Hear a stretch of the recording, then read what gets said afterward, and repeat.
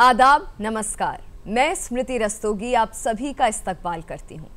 अपना ज़माना आप बनाते हैं अहले दिल, हम वो नहीं जिनको ज़माना बना गया। ऐसी ही शख्सियत उनकी जिन्होंने जद्दोजहद की ज़मीन पर चलकर कामयाबी तक का सफ़र तय किया। टॉयलेट एक प्रेम कथा, लुक्का छुपी, बत्ती गुल मीटर चालू, स्त्री, मुन्ना भाई MBBS, बजरंगी भाईजान और द कश्मीर फाइल्स जैसी सुपरहिट फिल्मों में अपनी अदाकारी के जलवे बिखेरने वाले अजीम अदाकार अतुल श्रीवास्तव। अतुल श्रीवास्तव फिल्मी दुनिया का एक बेहतरीन फनकार। पैदाइश लखनऊ में हुई और छोटी उम्र से ही बड़े ख्वाब देखने शुरू कर दिए। ख्वाब अदाकारी की दुनिया में अपनी पहचान बनाने का। इस मंजिल को हासिल करने के लिए इन्होंने भारत तेंदु नाट्य अकेडमी से बाकायदा एक्टिंग की तालीम हासिल की और फिर दिल्ली का रुख किया, जहां इन्होंने थिएटर तो किया ही, साथ ही तकरीबन 100 से ज्यादा टेलीविजन सीरियल्स भी किए।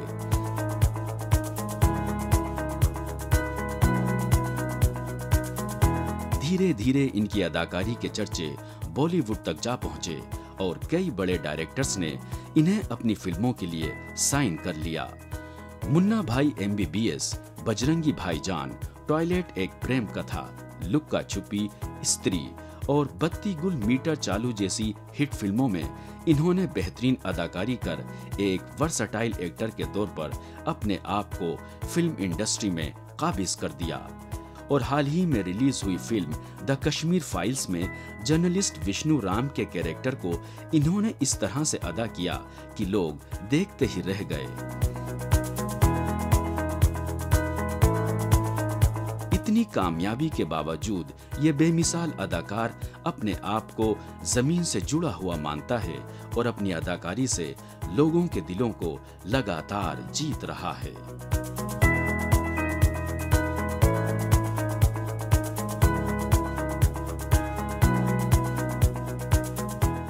अतुल जी, आपका बहुत बहुत इस्तकबाल है हमारे शो में। शुक्रिया। मैं भी आपको आदाब करता हूँ और आप सबको जो हमें देख रहे हैं उनको आदाब करता हूँ। मेरा सलाम, मेरा नमस्कार। अतुल जी, आपकी पैदाइश लखनऊ में हुई, आप वहीं पले बढ़े, आपने तालीम हासिल की और हमने ये सुना है कि आपको हजरतगंज की चाट और पानी के बताशे बहुत पसंद है। क्या कुछ यादें हैं उस शहर की? गजब। जब हम अपने शहर को याद करते हैं, जिससे आप बहुत अरसे पहले अपने जो हमारी काम करने वाली हमारी ज़मीन है इस समय मुंबई, वहाँ है बहुत सालों से। मैं दिल्ली आया तो कुल मिला के बहुत साल हो गए हैं, तो हम अपना बचपन ही याद करेंगे। जो समय हमने वहाँ गुजारा अपना इस उम्र तक, उस वक्त अलग ही था लखनऊ। और उस वक्त हम भी अलग थे, हमारी पाचन शक्ति भी अलग थी। तो होता ये था कि खाने पीने की जहाँ तक सवाल है, क्योंकि वही सबसे पहले दिखाई पड़ता है लखनऊ में, और हम सब थे भी बड़े चटोरू, जिसको बोलते हैं ना। ये तो लखनऊ का मुझे लगता है बहुत भाषा में ये चीज़ है, इसकी लैंग्वेज में है, चटोरापन। और कोई नेगेटिव नहीं होता है चटोरापन, मतलब खाने से वो शहर आइडेंटिफाई किया जाता है। ये सोचिए कि अभी गोलगप्पे खाए, है ना, और 20 मिनट नहीं हुए कि लस्सी पी ली, और थोड़ी देर नहीं हुआ कि कुछ और खा लिया। पता लगा हलवाई के यहाँ चलेगा, गरम दूध। अच्छा, पेट भी गजब का था, सब पचा जाता था। तो गजब थे हम लोग, खाते पीते रहते थे, घूमते थे। आपके पेरेंट्स, आपके माता पिता? मेरे सब लोग लखनऊ में ही थे। अब इस वक्त तो दोनों ही नहीं है, सालों हो गए गए हुए। तो बड़ा मज़ा आता था। मेरे डैडी CDRI में थे, सेंट्रल ड्रग रिसर्च इंस्टीट्यूट में, वो साइंटिस्ट थे। मदर मेरी घर संभालती थी, लेकिन पढ़ी लिखी, उस वक्त की ग्रेजुएट थी और अच्छे से पढ़ी लिखी थी। काफ़ी नॉवेल्स और ये सब पढ़ती रहती थी। तो बड़ा अच्छा माहौल था हमारे घर में भी, बहुत अच्छा। भारतेंदु नाट्य अकेडमी से आपने एक्टिंग की ट्रेनिंग हासिल करी। और हमने कहीं पढ़ा भी है कि आपने कहा है कि जो वक्त, जो दिन वहाँ पर बिताए आपने, वो आपकी ज़िंदगी के सबसे अनमोल पल रहे हैं। हाँ, और क्या कि अनमोल पल थे, क्योंकि थिएटर की ट्रेनिंग लेने के लिए, और ये सब पता नहीं कैसे सब कुदरत ने या ऊपर वाले ने लिखा था, कैसे कैसे मैं वहाँ पहुँच गया। और पहुँचा इसलिए कि मेरी चाहत थी, क्योंकि उससे पहले एक्टिंग तो करता ही था मैं, थिएटर बाहर भी करता था, लेकिन एक प्रॉपर सीखना चाहता था मैं। और प्रॉपर सीखने के लिए मैं बहुत किस्मत का धनी था कि मुझे लखनऊ ऐसे शहर में एक इंस्टीट्यूट मिल गया, और जिसमें महान टीचर सब लोग थे। तो लगातार मैंने 12th किया था, तो 12th से ही एडमिशन, तब वहाँ पे ये था, रूल था कि आप 12th के बाद ज्वाइन कर सकते हैं। तो हर साल मेरा एडमिशन हो जाता, लेता नहीं था। मदन ने कहा ग्रेजुएट तो हो जाओ एक बार, ग्रेजुएशन बहुत ज़रूरी है। ठीक है। और फिर बाद में ये हुआ कि रूल ही बन गया कि ग्रेजुएशन ज़रूरी है। तो फिर 1 साल हुआ, फिर एडमिशन नहीं लिया, फिर नेक्स्ट ईयर लिया, तो मुझे स्कॉलरशिप मिली थी। अरे वाह, बहुत स्कॉलरशिप थी। कितनी थी? 250। मगर उस वक्त 250 भी बहुत कीमती। 250 हम लोगों को जितना वहाँ पे खर्चा आता था भारतीय नाट्य अकेडमी में, वो सब उसी से पूरा था। हमारे ट्रैक सूट और ये वो छोटे मोटे चीज़ें, स्टेशनरी, उसका सब निकल आता था। 4 पैसे और मिल जाते थे, बच भी जाते थे उसमें। तो वाकई में बहुत अच्छे दिन थे। मगर जो एक बात मेरे जहन में आई इस वक्त, क्योंकि आपके फादर साइंटिस्ट थे, तो अचानक से थिएटर, एक्टिंग, ऐसा क्या आपको, क्या चीज़ ऐसी लगी कि मुझे यहीं पे जाना चाहिए? एक लखनऊ शहर की हवा में कुछ है। जैसे कहते हैं ना कि कैलकाटा बंगाल में भी हर घर में आपको सितार दिखेगा। उसका मतलब ये नहीं है कि हर आदमी प्रोफेशनल सिंगर हो गया, लेकिन कला का थोड़ी बहुत जानकारी होना ये बहुत ज़रूरी है। लखनऊ में भी कल्चर है। हर घर में छोटी उम्र की बच्चियाँ, बच्चे थोड़े दिन, 2 साल, 3 साल, 4 साल तक कथक सीखते हैं, भातखंडे संगीत महाविद्यालय में संगीत सीखते हैं, कोई फोक डांस सीखता है, थोड़ा सीखते हैं, उससे उनकी पर्सनालिटी में एक इजाफा होता है। तो उस लिहाज से लखनऊ में मेरे अंदर भी था, और मेरे पूरे परिवार में आर्ट की कदर करने वाले, जरूरी ना आर्टिस्ट हो, आर्ट को समझने वाले, अप्रिशिएट करने वाले लखनऊ में ये कल्चर है, जो प्योर लखनऊ के लोग हैं। तो वो मेरे घर में भी था, और मुझ में कुछ ये था कि बचपन से ही नौटंकीबाजी करता था। कुछ नहीं है तो मिरर के सामने खड़े हो गए और भवें ऐसे सीख कर रहे हैं। किसी का कथक का प्रोग्राम देख लिया, बिरजू महाराज का देख लिया जाके, तो पता लगा वो ऐसे कर रहे हैं, मैं भी ऐसे कर रहा हूँ, है ना। तो वहाँ से ही कुछ किसी की शादी होती थी, मैं छोटा सा था, मुझे याद है, तो पता सबसे पहले कूद जाता था मैं डांस करने के लिए। तो ये सब था। अभी धीमे धीमे उसमें इजाफा हुआ, फिर मैं लोगों की कॉपी करने लगा। मुझे पता नहीं मैं क्या कर रहा हूँ, तो ऐसे था बचपन से। लेकिन मगर कैरियर बनाऊंगा मैं, उसमें आऊँगा, ये हमें भी नहीं पता था। लेकिन वो जन्म ले चुका था अंदर एक कलाकार। अरे वाह। अच्छा, जैसे कि थिएटर की आपसे बात भी हमारी हो रही थी कि आपने रेडियो नाटक किए हैं, थिएटर से आपने शुरुआत करी है, और आपने काफ़ी नाटक डायरेक्ट भी किए हैं। तो थिएटर में कैसे जाना हुआ आपका? थिएटर में ये हुआ कि हमारी जिस कॉलोनी में हमारा घर था, लखनऊ CSIR कॉलोनी में, निराला नगर में, तो वहाँ पर हर फेस्टिवल मनाया जाता था। जैसे नेशनल फेस्टिवल 15 अगस्त, 26 जनवरी में दिन में स्पोर्ट्स होते थे, शाम को एक कल्चरल प्रोग्राम, ऑर्केस्ट्रा आती थी। उससे पहले अपने कॉलोनी के बच्चे बड़े जो भी जिसमें शौक़ रखते हैं, जो करना चाहते हैं, करते थे।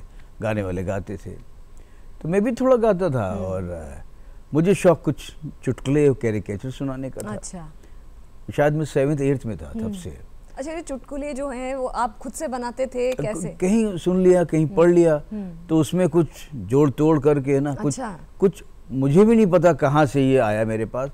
मैंने कुछ देखा, उसको नोट कर लेता था, और उसको हमने ये देखा, उसको कैसे करके उसमें एक पंच लाइन बना के, ये शब्द तो आज बोल रहा हूँ, मुझे क्या पता था इसको क्या कहते। फिलहाल लोग हंसते थे, जब 4 लोग हंसते थे। ये अब स्टेज पे जाने से पहले जब लोग घेरे रहते थे, मैं कुछ करता था तो मुझे लगा कुछ तो है, तो मैं जाके स्टेज पे करता था। वो चीज़ें बढ़ती गई, फिर छोटे छोटे स्कूलों में मुझे बुलाया जाने लगा, फिर धीमे धीमे और समझ बढ़ी, तो लगा कि अरे मुझे थिएटर करना चाहिए। तो वहाँ से थिएटर पता लगा, थिएटर क्या है ना, थिएटर के ग्रुप होते हैं, ये सब पता लगा। ये आप दिल्ली आए थे? वहीं से, वहीं लखनऊ से पता लगा मुझे थिएटर क्या होता है। अच्छा थिएटर, ओहो नाटक, अच्छा इसमें भी, तो मुझे नहीं पता, इससे पहले मैं कोई नाटक 10th से पहले नहीं देखे थे। फिर समझ में आया तो, लेकिन ये था कि मुझे पता नहीं, ये था कि मुझे क्या करना है ये तो मुझे भी नहीं पता था, लेकिन मुझे ये पता था कि किस तरह का काम करना है। कुछ ऐसा करना है जिसमें मेरा नाम हो, देश में लोग जाने। लखनऊ एक और चीज़ के लिए मशहूर है, हॉकी के लिए। उस वक्त मैं अभी की बात नहीं कर रहा हूँ। तो हर घर का बच्चा हॉकी खेलता था, मैं भी खेलता था, मुझे लगता था मैं बहुत अच्छा खेलता हूँ। ले एक समय में मुझे लगा कि मैं इंडिया खेल लूँगा, इंडिया टीम में, लेकिन वो सपना धाराशायी हुआ। तो मुझे लगा यही फील्ड बची है, तो यही करूँगा, क्योंकि मैं करता चला आ रहा था, स्टेज पे कुछ कुछ करता था, तो उसको सीरियसली लिया, उसमें करता रहा धीमे धीमे। और 12th में आया तो मैंने ग्रुप ज्वाइन किया, कैसे कैसे, एक थे राजेश्वर नाथ मधुकर, उनका ग्रुप में ज्वाइन किया। तो ये चीज़ें अपने आप जुड़ती चली गई। फिर मैं धीमे धीमे भारतीय नाट्य अकेडमी तक पहुंच गया। उससे पहले मैं श्री अमृतलाल नागर जी की जो पुत्र थे उस समय, कुमुद नागर जी, उनके साथ नाटक किया, और भी तमाम, उर्मिल जी, उनके साथ नाटक किया। मतलब BNA ज्वाइन करने से पहले मैं एक अच्छी जगह बना चुका था, ऐसी जगह बना चुका था जिसकी वजह से मैं आराम से ज्वाइन कर सकूँ इंस्टीट्यूट। उसमें जो चीज़ें मांगते ना कि ये किया होना चाहिए, इतने नाटक होने चाहिए जो आपने किए हों, तो वो हो चुका था। मेरा हो गया 83 में, नहीं लिया, फिर 84 में हो गया, तब स्कॉलरशिप के साथ हुआ तो ले लिया एडमिशन। तो ये सिलसिला। और BNA के दिन जैसे पूछे, बहुत अच्छे थे। कि सबसे बड़ा मैं शुक्रगुजार हूँ कि मेरे नाट्य गुरु पद्मश्री श्री राज विसारिया, जो आज 87-88 के हैं, आज भी वो अग्रसर हैं, आज भी वो एक्टिव हैं, और उनका मैं शिष्य रहा हूँ। मैंने बहुत सीखा, और तमाम टीचर्स वहाँ अच्छे अच्छे आते थे, जो NSD में सिखाते थे उस वक्त टीचर, वो सब हमारे गेस्ट लेक्चरर होते थे। अच्छा, सारे। अच्छा, जो दोस्तों के बीच में किस तरीके की आपकी बॉन्डिंग रहती थी? बहुत गजब, बहुत कोई ऐसे दोस्त जिनको आप आज याद करना चाहेंगे? सब बहुत अच्छे। हम लोग क्या ना, एक तरह से 24 घंटे देते थे। तब उस वक्त बिल्डिंग भी किराए की थी, हॉस्टल था नहीं, लेकिन हम लोग वक्त सारा BNA में, सुबह से लेके योगा क्लास से लेके और शाम तक, रात तक, जिन दिनों प्लेस हो रहे हैं उन दिनों हम लोग को रात भर रुकते थे। तो जो बॉन्डिंग हो गई उसमें बहुत दोस्त थे। कुछ अब नहीं है, कुछ का एक्सीडेंट होके चले गए, अब इस दुनिया में नहीं है। बहुत अच्छे हम लोग 20 लोग थे। 3 लड़कियां थीं, जिसमें 2 चली गई थी छोड़ के, और एक रह गई थी जिसका नाम था मीना जोशी, जो आज मीना नैथानी है। अब वो बिजी एक्ट्रेस है इस वक्त, वो भी मतलब बहुत 100 के आसपास वो भी सीरियल कर चुकी होगी, और बड़ी नोन एक्ट्रेस है मेरी बैच की। और बहुत लोग थे, मेरे दोस्त सिराज आज मस्कट में है, सुनील पंजवानी बहुत ही तेज़ था, वो डायरेक्शन में गया, वो अगर आज होता तो कितनी फिल्में डायरेक्ट कर चुका होता। और सब लोग, कुछ एक्टर कुछ राइटर, विभांशु वैभव, राघव प्रकाश मिश्रा आज बहुत बड़ा नाम है लाइट और सेट डिज़ाइन में दिल्ली में, और विभांशु वैभव बहुत बड़ा नाम है, ललित सिंह पोखरिया यूपी का बहुत बड़ा नाम है थिएटर का। तो ये सारे हमारे बैच के लोग थे। विजय शुक्ला था। तो काफ़ी एक्टर, कुछ डायरेक्टर, कुछ साहित्यकार भी उसमें से बने, तो राइटर बने, जो अपनी जगह पे अच्छा स्थान है उनका। तो हमारे सब लोग हैं, कुछ नहीं है, बड़े याद आते हैं। कुछ एक दोस्त मेरा अभी गया बेचारा, शिपाल, तो वो भी बहुत अच्छा काम करता था, प्रोड्यूसर भी था। तो सब याद आते हैं, वो समय याद आता है, वो ट्रेनिंग, वो मुझे याद है कि फॉरेन से भी लोग हमें सिखाने आते थे। शशि कपूर जी की जो सास ससुर जी थे, कैंडल मिस्टर मिसेस, वो भी आए हमारी क्लास लेने। और एक फॉरेन का, बाहर का बहुत बड़ा जगलर और कॉमेडियन थे, क्रिस हैरिस, वो भी आया हमें सिखाने। मैं तो डरा डरा सहमा सहमा से रहता था, अंग्रेजी में हाथ बहुत तंग था। तो वो यूँ देखते थे, कमाल का, मतलब जिसको क्या कहेंगे, काबिलियत उनकी, जो मुझे बोला इस सब में ना ये जो लड़का है इसके पेट में कॉमेडी है। और मेरे ख्याल से जिस समय उसने ये बात कही, उन्होंने ये बात कही, उस वक्त मैं ज़्यादा ही सीरियस था। मैं गजब का आदमी है, मेरे लिए तो वो तो अंतर्यामी हो गए वो। मैंने, और फिर उन्होंने कुछ एक्सरसाइज कराई जो मैंने करी। अब उस एक्सरसाइज का मकसद ये था कि हमें हंसी आनी चाहिए, जो ऑडियंस है हमें, बस जोक रही क्लाउनी ना करिए, लेकिन कुछ करिए ऐसा उस को सिचुएशन को कि हमें हंसी आनी चाहिए। तो मैंने कुछ उस तरह से उसको कंसीव किया और कर दिया, तो उसको भी हंसी आ गई। बोले देखा, मैंने कहा था ना पेट में कॉमेडी है, पेट में कॉमेडी है। तो ये सच था कि मैं इतने से, मुझे लोगों को हंसाना बहुत अच्छा लगता था, बहुत अच्छा लगता था। और मुझे एक और चीज़ पूछनी है आपसे कि आपने थिएटर किए, इतने प्लेस किए, डायरेक्ट भी किए, ऐसा कोई प्ले है, ऐसा कोई नाटक जो आपके बहुत दिल के बहुत करीब रहा हो, कोई ऐसा कैरेक्टर थिएटर का, प्ले का? हाँ, मैंने जैसे लखनऊ में हमारे श्री राज बिसारे जी ने डायरेक्ट किया था बाकी इतिहास, बादल सरकार जी का प्ले, उसमें शरद का जो मेन रोल किया था मैंने, वो कमाल का प्ले था और कमाल का मेरा रोल था, और मैं बहुत सीखने को मिला उनसे। वो नाटक है। और दिल्ली के दिनों में जब मैं रहता था तो मैंने एक जो प्ले किया था वो भी यादगार प्ले है, सैया भे कोतवाल, मेन रोल किया था मैंने। म्यूजिकल प्ले था, उछल फान, बड़ा स्लैपस्टिक कॉमेडी है ना, और उछल फान, उसमें मेरे को एक्टर काफ़ी नॉन फेस आज हो गए हैं सब, है ना, सौरभ अरब थे सब उसमें। तो गाना भी गाता था मैं, तो मतलब समझ लो उस प्ले का आज की लैंग्वेज में हीरो था मैं। तो वो भी यादगार है। और यहाँ बहुत सारे प्लेस किए, ढेरों प्ले किए, महारथी किया, उलझन किया दिल्ली में, वहाँ तो किए ही किए हमने। अब आपने एक बात छेड़ दिया है कि आप गाना भी गाते हैं, तो वो हम आपसे शो में गुजारिश करेंगे कि आप कुछ 2-3 लाइनें आप गुनगुना गाना दें। मतलब वो बड़ा रिहर्सल करके ऐसे वो तो रिहर्सल होता था म्यूजिक के साथ में। मगर पसंद तो है मतलब आपको हाँ, गुनगुनाना? मैंने गाना सुनना, गाना वही मैंने कहा ना, मुझे कलाएं सारी पसंद हाँ, हैं। तो कुछ गुनगुना दीजिए, 2 हाँ, गुनगुना देंगे अभी। हाँ, गुनगुना दीजिए। ये खुसरो साहब का है जी, ये तराना, दे रे तना तदी तना ना ना नदी दीन तना ना, यारे मन बया बया, यारे मन बया बया, यारे मन बया, अलबम के शीश मानम, शब्द याद नहीं, राजा के जिंद जानम, अलबम के शीश मानम, पसा के जिंद जानम, हर खार खाई आमद, पसा जाके धूना आमद, यार मन बया बया।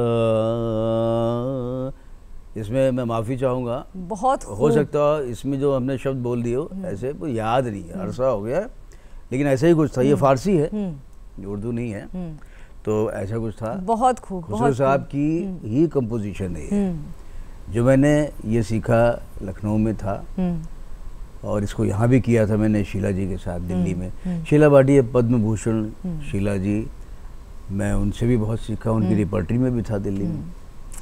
टेलीविज़न की बात हो जाए तो टेलीविज़न से आपको काफ़ी शोहरत मिली। अमूमन लोग आपको आपके नाम के बजाय जो आपका कैरेक्टर नेम है उससे पहचानते हैं आपको। हाँ। चाहे फिर बात हो जाए सॉरी मेरी लॉरी या कश्मकश, 100 से अधिक ज़्यादा आपने 100 से ज़्यादा आपने सीरियल्स किए हैं। 110 के आसपास, 110 के एक दिन आसपास गिना था मैंने। स्टैंड अप कॉमेडी भी की है आपने, उसके लिए भी आप काफ़ी मशहूर हैं। हाँ, स्टैंड अप कॉमेडी तो मतलब जो स्टैंड अप कॉमेडी की शुरुआत हुई थी ना, वो हम लोगों ने की थी, जिसमें हीर जी, गुड्डी मारुति, मैं, संजय मिश्रा, सुरेश मेनन, ये शुरुआत वहीं से हुई थी, सॉरी मेरी लॉरी से, पिट्टी टाइम मनोरंजन, और पांडे पिल्ले शो, ये सब स्टैंड अप कॉमेडी की शुरुआत थी। बाद में फिर ढेरों सब, फिर आज तो उसका दौर ही चल रहा है, सब सारे शोज आ रहे हैं, पता ही है आपको। तो बहुत की सीरियल से बहुत हुए। टेलीविज़न सीरियल की जब बात होती है, कहता है दिल को कोई, मुझे नहीं लगता कि कोई भूल पाएगा। बहुत गजब की आपका उसमें एक्टिंग है, बहुत गजब का आपका कैरेक्टर रहा है उसमें। अरे वो कैरेक्टर बहुत गजब था, बड़ी गाली खाई मैंने। मैं तो बताया ना, मैं अपने बच्चे को लेने के लिए स्कूल में जब जाता था, उसकी छुट्टी होती थी, तो कुछ बुजुर्ग औरतें, बुजुर्ग आदमी के, देखो ये खड़ा है थाली का बैंगन। तो ऐसा भी सुनने मुझे बड़ा मजा आता था ना। गुड गुड गुड, इसका मतलब सही पकड़ा है, सही पकड़ा है। नहीं मगर वो बहुत ज़बरदस्त, क्योंकि मेरे भी बचपन के कई यादें उस सीरियल के साथ जुड़ी हैं। तो आपको जब भी आपका जिक्र होता है तो वो सीरियल सबसे पहला सीरियल होता है जो जहन में आता है। नहीं गजब था वो, बहुत चला था। और बहुत बड़ी टीआरपी, 13 टीआरपी होती थी उसकी। और मनोज जोशी, मैं, उषा कपूर, और टीआरपी कैरेक्टर होता था। मतलब मैं खुशनसीब हूँ कि मेरे जितने भी सीरियल थे वो मतलब ऐसा नहीं कि 3 साल 4 साल 5 साल चले, लेकिन जितना चलते थे वो हिट होते थे। और चाहे वो 1 साल में बंद हो जाए किसी वजह से, शायद ये मेरे लिए अच्छा हुआ कि मेरी गिनती में 110 सीरियल आए। बात गिनती बढ़ाने की नहीं है, बात है कि मुझे उतने कैरेक्टर करने को मिले। बिल्कुल। बहुत लोग ऐसा सोचते हैं कि मेरा सीरियल और ये जल्दी बंद हो गया। क्या होता है कि हर चीज़ जुड़ी हो, फाइनेंशियली जुड़ी होती है ना। तो किसी का सीरियल नाम नहीं लूँगा, किसी का 16 साल चल जाता है, मुझे चाहिए ही नहीं था। क्यों? कि मुझे नौकरी थोड़ी ना करनी है, मुझे एक्टर बनना नहीं है, मुझे अपने को ग्रो करना है, मुझे फेमस नहीं होना है। जब हम ग्रो करेंगे तो फेमस तो हो ही जाएंगे। बिल्कुल।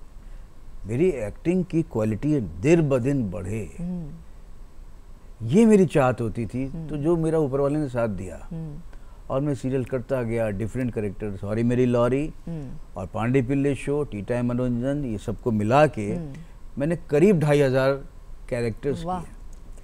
अब क्योंकि टेलीविज़न की बात हो रही है, कहता है दिल की बात हुई है, तो मैं आपसे ये रिक्वेस्ट करूँगी कि कोई ऐसा डायलॉग जो आपको याद हो तो प्लीज़ आप हमें सुनाइए। हमें नाजरीन भी बहुत खुश होंगे। मैं बहुत कॉमेडी सीरियल्स किए। कॉमेडी के बाद जब एक सीरियल आया मेरा भाग विधाता, तो उसको मुझे लेने में, चैनल मुझे लेने में घबरा रहा था कि बड़े बड़े नाम थे, आलोक जी थे, ये थे, वो तो इस तरह के फादर्स के लिए फेमस थे। तो मुझे ट्राई किया गया, वो हिट हुआ।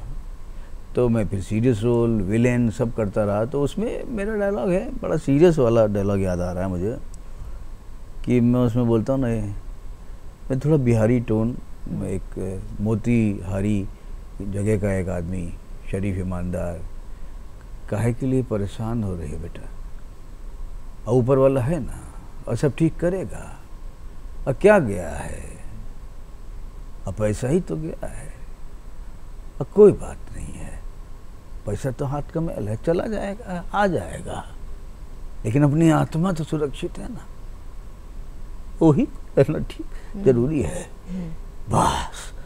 और सब करेगा ना, ये है ना, देखो सब ठीक करेगा, ऐसा। बहुत शानदार, बहुत शानदार। यही चीज़ होती है कि जब एक अदाकार कैरेक्टर में जा करके परफॉर्म करता है तो वो रोंगटे खड़े कर देने वाली परफॉर्मेंस होती है। अतुल जी, अतुल जी, बॉलीवुड का सफ़र कैसे शुरू हुआ? हाँ, बॉलीवुड का सफ़र सीरियल के दौर चल रहा था, और तो ये हुआ कि अभी मन तो था कि फिल्म ही करनी है मुझे, फिल्म में ही मुझे बड़ी चीज़ें करनी है, लेकिन समय की बात है। तो अपने आप वक्त आया, मुन्ना भाई MBBS, फिर एक 40 की लास्ट लोकर, फिर भूतनाथ, फिर बबली बंटी, फिर मुन्ना भाई पार्ट 2 जो आया वो किया, फिर 1-2 फिल्में और करी, फिर रुक गया, फिर सीरियल में वापस आ गया, फिर सालों साल सीरियल करता रहा, वही ढेरों सीरियल कर डाले। नामकरण महेश भट्ट साहब का था, उन्हीं की बायोपिक पे, तो बहुत इम्पोर्टेंट, बहुत अच्छा रोल था। फिर सर्विस वाली बहू, उसके बाद फिर टॉयलेट एक कथा से मुझे फिर सीरियल मना कर दिया, नहीं करता हूँ। फिल्म कर रहा हूँ और अच्छे अच्छे ऑफर सीरियल के आते रहते हैं चैनल से फ़ोन, लेकिन नहीं, मैं फिल्म कर रहा हूँ, वेब सीरीज़ कर रहा हूँ, कोई बाकी चीज़ें कर रहा हूँ। अच्छा, क्योंकि आप एक वर्सटाइल एक्टर के तौर पर जाने जाते हैं, आपने बहुत तमाम कैरेक्टर्स किए हैं, अलग अलग कैरेक्टर्स किए हैं, कितना मुश्किल होता है कि एक कैरेक्टर से निकलकर दूसरे कैरेक्टर में जाना? क्योंकि जो हमारी बात भी हो रही थी तो आप कह रहे थे कि एक्टिंग महज एक काम नहीं होता है, वो मेडिटेशन होती है। मेरे लिए हर नया रोल, हर नया सीरियल, हर नई फिल्म, चाहे वो पिछली फिल्म से जैसा ही सेम कैरेक्टर हो, फिर भी वो एक एक्टर का फ़र्ज़ है और जो कुछ अलग करना चाहता है कि मैं उसको कुछ बदलना चाहता हूँ, उसकी psyche, dialogue same to same होंगे तब भी कुछ दूसरी तरह से पेश करने का मैं सोचता रहता हूँ, चिंतन करता रहता हूँ। फिर कहीं ना कहीं वो सही प्लेटफॉर्म पे आ जाता है, सुर लग जाता है और होता है। जैसे आपने शुरू में कहा था कि आप कैरेक्टर से ज़्यादा जाने जाते हो ना, ये सच है। क्योंकि क्या है कि मैं थोड़ा अलग करने की कोशिश करता हूँ। बॉडी लाइन, बॉडी लैंग्वेज सब थोड़ा अलग जब रहेगी तो कैरेक्टर ज़्यादा मुझे लगना है। कैरेक्टर के साथ न्याय करना है तो मुझे लगता है मैं कैरेक्टर रहूँगा ना तो मुझे भी मज़ा आता है। मैं चाहूँ तो एज अतुल मैं ढेरों रोल सारे जो किए मैं सब परफॉर्म कर सकता हूँ, सेम टू अपनी तरह से। उसमें पंच लाइन ला सकता हूँ, उसमें लोगों को रुला सकता हूँ, हंसा सकता हूँ। केवल मैं कोशिश करता हूँ कि उस कैरेक्टर की साइकी पे जाऊँ या उसको अपने में बुलाऊँ और वो करूँ। इसीलिए जब सब कुछ अलग हो जाता है, बॉडी लाइन से लेके सब कुछ, तो लोग कैरेक्टर से जानते हैं। क्योंकि वो ट्रुथफुल हो जाता है, वो बिलीवेबल हो जाता है, तो लोग कैरेक्टर से जानते हैं। चरणू कहते हैं, मिस्टर श्रीवास्तव जी कहते हैं, करीना मेरा बड़ा सुपर डुपर हिट था। तो मतलब कोई मिल जाता, देखो वो जा रहा है। ये हालांकि थोड़ा अच्छा नहीं लगता है कि लोग अतुल से कम जानते हैं, लेकिन अच्छा भी लगता है, दोनों बातें। क्योंकि अगर मैं एक ही जैसा करता रहता और वो कमर्शियली करता, बिकाऊ करता, तो शायद अतुल फेमस होता। लेकिन नहीं, मेरी जो चाहत थी वो मुझे मिला जी, है ना। बहुत अच्छी बात कही आपने। अतुल जी, आज आपसे हमारी गुफ्तगू हो रही है, बहुत मज़ा आ रहा है। नाजरीन, मुझे लगता है वो भी, उनको भी बहुत मज़ा आया होगा। और ये गुफ्तगू ऐसी है कि हम चाहेंगे इसका सिलसिला अगले हफ्ते भी चलता रहे। आपसे गुजारिश है कि अगले हफ्ते भी आप हमारे साथ बने रहें। हाँ, बने रहेंगे। तो नाजरीन, अदाकार अतुल श्रीवास्तव के साथ ये खास मुलाकात अगले हफ्ते भी जारी रहेगी, इसी दिन इसी वक्त। तब तक के लिए यूं ही मुस्कुराते रहें, गुनगुनाते रहें और देखते रहिए गुफ्तगू सिर्फ डीडी उर्दू पर। मतलब आपके अंदर संगीत होना चाहिए, सुर होना चाहिए, सुर होना चाहिए, रिदम बहुत जरूरी है। और एक्टर के लिए ना रिदम बहुत जरूरी है। सुर और रिदम, सुर हर चीज का एक्टर में, जैसे सुर और ताल सिंगर के लिए या कोई भी म्यूजिशियन के लिए चाहिए होता है। लेकिन मेरे लिए हर आर्टिस्ट में, आर्टिस्ट मतलब कोई भी परफॉर्मिंग आर्ट, पेंटर है तो उसको ब्रश का स्ट्रोक का सुर,